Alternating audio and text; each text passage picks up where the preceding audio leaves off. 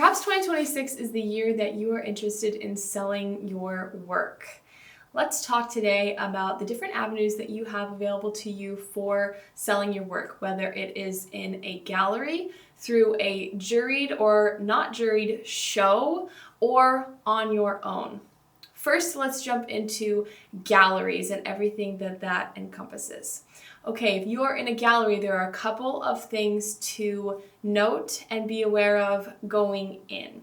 Galleries are a wonderful opportunity to have your work in a location that is very prestigious, either in your local area or in a completely different market. So you might live in the Midwestern states but have galleries on the coasts. You are now spread into all across the country, so you're reaching people from all different parts of the country and the world. And when it's cold and people aren't visiting your Midwestern state and not visiting the galleries that you have close to home, they might be traveling out to the coasts for a trip and be able to be seeing your work. So you're diversified in this way of having your paintings potentially in many locations.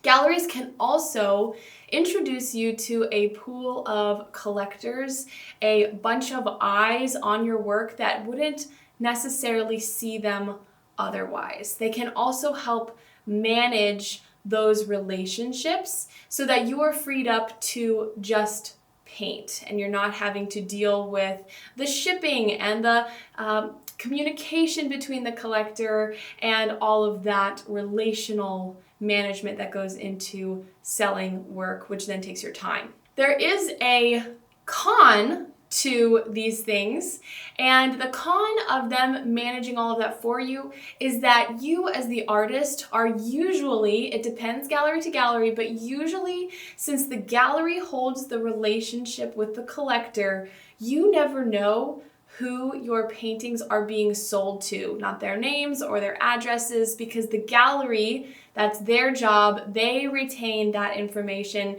It's your job to paint for them. So what can happen is you could be in a gallery for many, many years and decide that you're going to go out on your own. You have been selling all of your paintings, but you have no relationships built with collectors. And so you don't have a list of people to reach out to for your marketing materials of your new work or your show that you're now putting on by yourself. They do take all that work off your plate, but then also you are left somewhat in the dark to who the people are that are helping build your career and now housing your paintings. As to the part about more eyes being on your work and them marketing you and giving you opportunities you might not otherwise have, that comes at a cost, right? Because most galleries take 50%. I've heard as little as 30, 40, 50. 50 is pretty much standard these days, especially if you are starting out. I've heard rumors.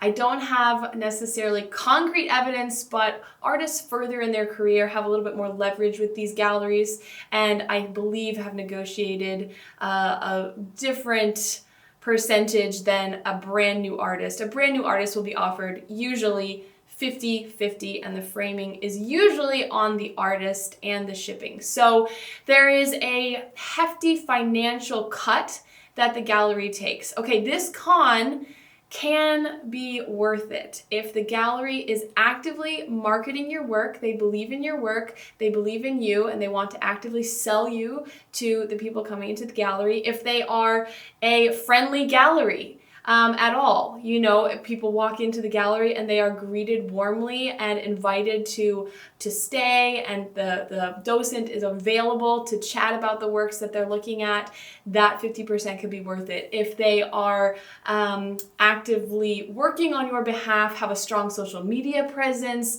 and are sharing your work not just locally but online as well, that 50% is worth it. It will become worth it to you because now you're not having to do all of that work, right? And you can just paint and your work is selling. What can happen is you are trapped in a 50-50 agreement. Your work is not selling. They are not invested in you, and so they're selling other people. They don't have a very friendly staff. It's a great opportunity and an idea to visit a gallery incognito before officially signing with them, and go and see how you are received by the person that is on staff at the time, to see how they are welcoming potential collectors into the gallery. So you can have it be worth it to pay that 50% to the gallery. In other cases, the juice isn't quite worth the squeeze, so to speak, and that 50% they're not really earning.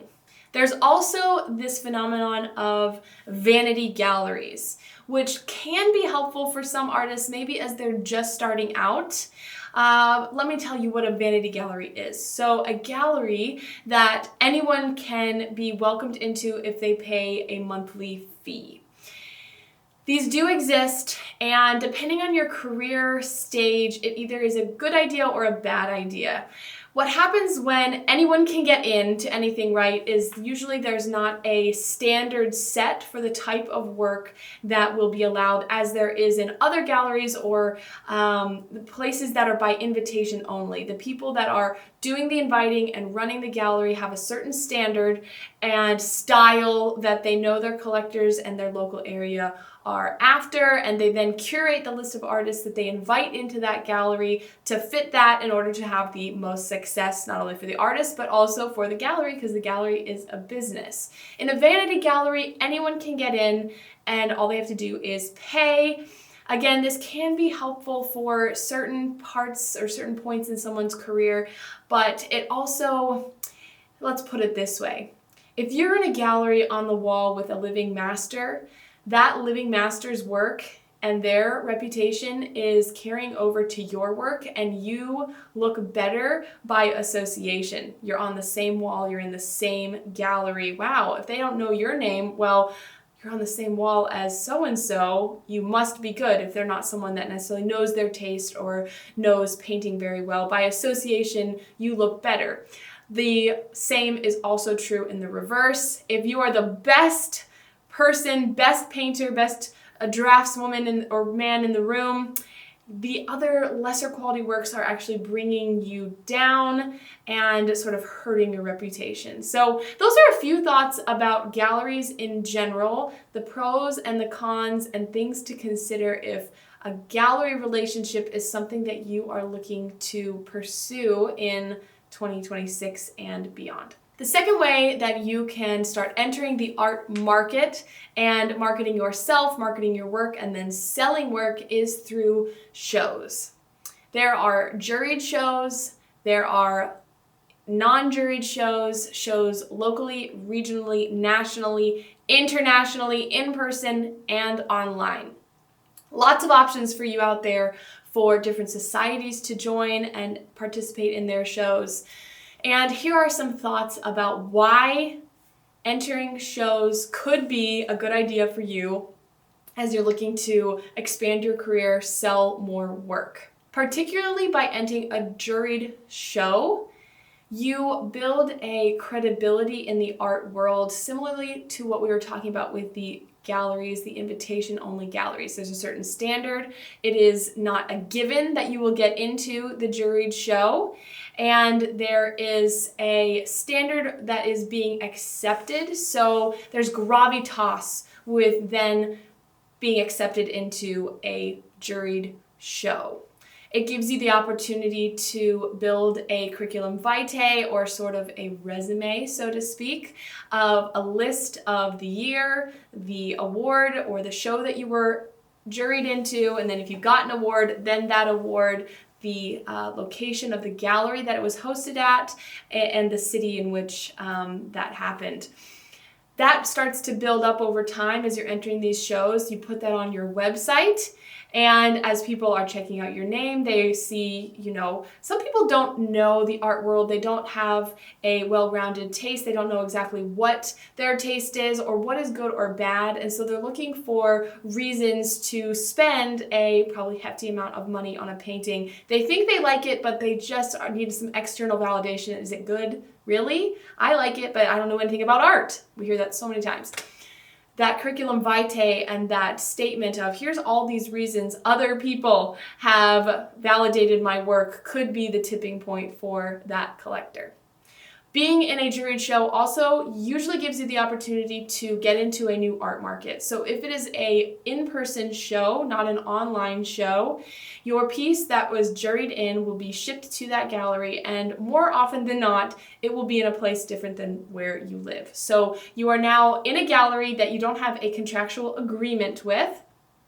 You're on the wall with all of these other artists, some better than you, some at your same level, and you have the opportunity to win an award and also an opportunity to go to the opening, meet the gallery director, meet the the artist who was the juror for the show, meet all of the other artists in the room. Potentially one of your living master heroes will be there, or a younger artist who you could mentor as a living master yourself.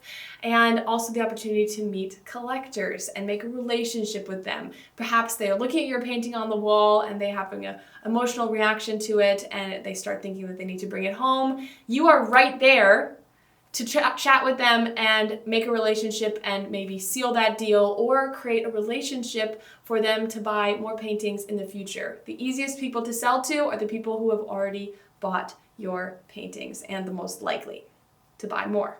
With online shows, you have the opportunity to build more recognition, make a wonderful social media post about the award. You can do this with an online show or an in-person show as well.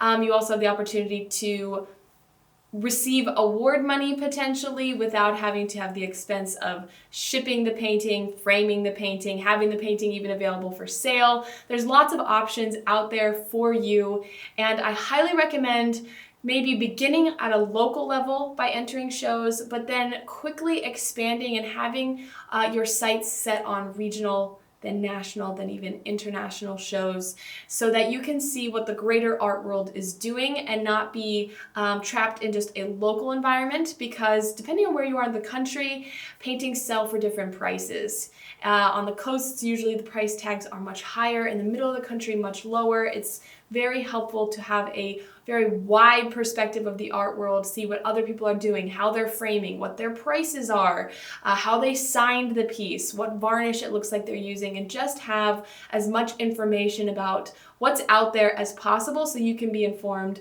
as you are entering that art market. It's about much more. If you go to that show, don't just stand in front of your painting all day. Go and do research about what everyone else is doing at the same time, and not just technically, but also from a business standpoint. The single greatest advantage to leveraging gallery relationships and shows is that you gain access to a larger audience that is not your own, that you don't have access to without the help of the gallery or the show happening.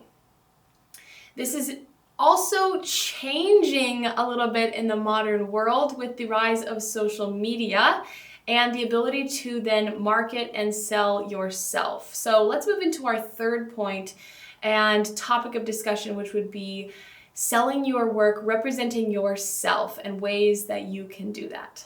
Let's first talk about having a website. A website is very, very important. It is also important that the person visiting your website can clearly see what is available and what is not available, what its price is, and have the ability to add it to cart and check out right from your website without having to send an email or jump through all these hoops to try to let you know as the artist that they want to purchase your painting. So having a website that can have a shop is very important, and not necessarily having every single painting you've ever painted on that website. That can become very overwhelming. It would be a sort of portfolio of works, your best works, and the available works very most importantly. This is also where you can put that curriculum vitae we talked about and a brief bio about yourself. Very, very important for you to have a website if selling your work in 2026 and beyond is a goal for you. Now, this idea of social media, okay? We have seen a huge shift in how artists can interact with their audience and collectors and fellow artists with the rise of social media. And it really is more possible than ever to market yourself on these platforms. Social media allows you to not only share your work, but also your creative journey and yourself with an audience, so that people not only, if they're drawn to your work, fall in love with the work, but then sort of buy into the dream of you as an artist, which can be a reason why they will continue to engage with your content, but then also continually buy their paintings, because now they feel emotionally invested in your life, they care about you, they are feel as if they are friends with you, and they may well be friends with you, but the opportunity to share your process, your thoughts about painting, your finished works, a little bit of a peek into your studio. It creates a very personal presentation to the art world and collectors, and helps not only build relationships with fellow artists, but also collectors as well. This is where that trade-off takes place, where we talked at the beginning about galleries and the commission that is usually 50% that they take. But if a really good gallery is working with you, they are managing all of this relational side of things, and the shipping and all of those communications. When you are directly representing yourself, you are handling all of those things. So you are updating the website, you are answering the emails, you are sending the paintings out and shipping them, packaging them, getting them to their destination, however that might be, whether it's shipping or personal delivery. And there is a great deal of work, because you're also the one creating the content that is then introducing your work to the audience as well. So the onus really does fall on you solely when you're representing yourself, but then also you have all of the control and usually a larger paycheck at the end, because you are not having to split the profit of your painting sales. So you have more responsibility, but also more reap a greater reward as well. I have found that it is a small percentage of your overall following that converts to a collector. Even as little as 1% of people that are engaging with your content or are following you will purchase a painting. So just keep that in mind, that it is a marathon and not a sprint when it comes to a social media presence and building that community of people.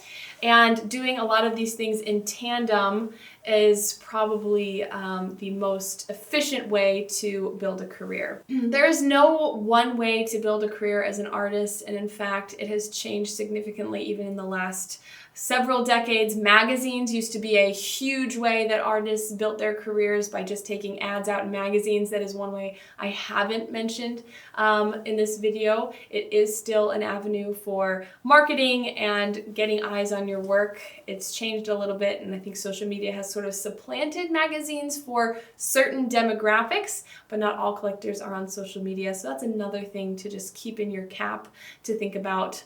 If 2026 is the year that you are looking to sell more work, the final thought I have for you is to not forsake your local community.